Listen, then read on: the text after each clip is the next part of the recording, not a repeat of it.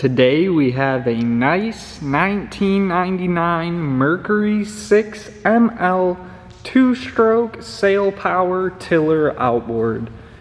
Engine features include a 2-cylinder 2-stroke water-cooled engine.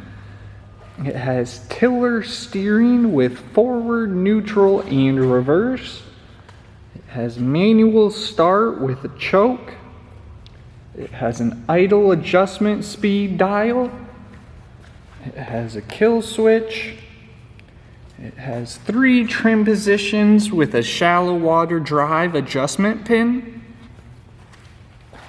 It has through prop exhaust, an aluminum 3-blade prop, and a 20-inch shaft.